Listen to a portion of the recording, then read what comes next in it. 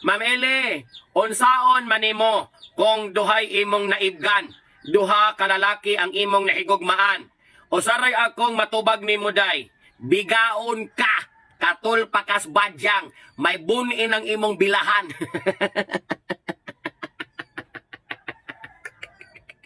Nga ano man intawang nangita kag problema sa imong kinabuhi. Kanang atong kasing-kasing, gigama na siya, usara, kay para tandian pod og usara ka kasing-kasing. Buot ipasabot, usaray imong ipasulod sa imong kasing-kasing. Unsa man ang imuha nga bilahan day?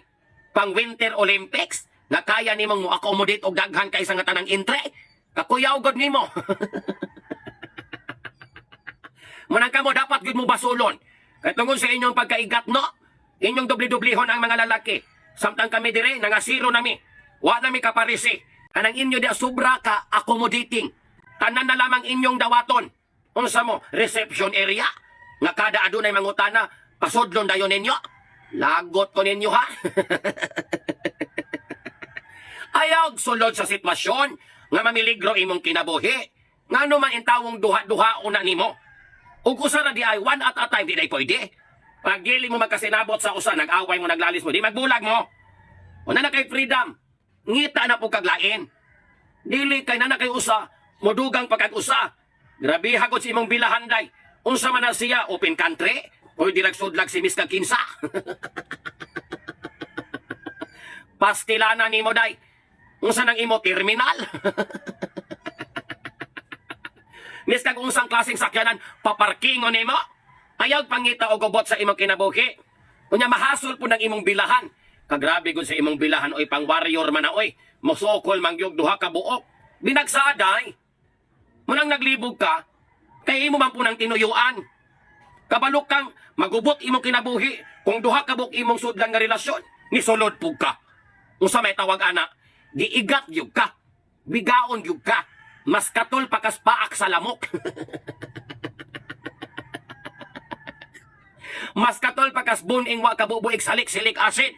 Rabiha ko ninyo, maunang usahay pod, di po takabasol sa mga lalaki. Kaya ang mga babae pod usahay, miskag kabalo na sila, nga naa na sila gihigugma, naanay lalaki gagiganahan sa ilaha, pag adunay magpabirig-birig diha, unya lami-lami pod, tukbon man pod.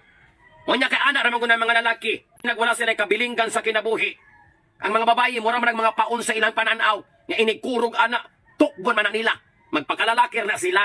Wa sila pakialam og ikaduha, ikatuloy, ikalima, ikapulo na sila. Kaya ang ilang gusto, matilwan ra ka. Inay ka human, biyaan na pug ka, kumawad na gana. Ilabi nagmahot na nakaglana. Onya ka nang mangingunana og style ra bagyon. Maura bagunay, daling mahubsan og lana. Kaya aling man ka, duha ko'y gatabang og bumba. Mura man na siya ka ng bumba nga, gihatag sa gobyerno, gipatukol sa barangay. Nga tibuok komunidad, mubumba diha kay magsalud og tubig. Ingon ana ra sa nang mahitabo nimo day. Ngunang sa imong pangutana, gitubag lang sa nako ni ha. Gikan ni sa atong viewer nga nangutana. Ma'am Eli, unsa may akong buhaton nga duha man ka lalaki ang akong nahigugmaan og naibgan. Pag-undang day, paumumag tawas ng bilahan para makontrol ng kakatol. Dili ka imong hutdon tanan, wa pang gabae. Dili ra ka og mao nang maguba nimo day. Kung magsigi kag ingon ana imong klase og dagan sa imong kinabuhi, nga welcome ra tanang mo enti rejoice and come in. Dili ra ka og mao nang maguba nimo. Hasta imong bilahan apil nagkagibang ngunang undanga day. Kay dili maayo nang ingon ana nga mindset. Magduha-duha ka og lalaki sa imong kinabuhi. Unsa ka bayot ka?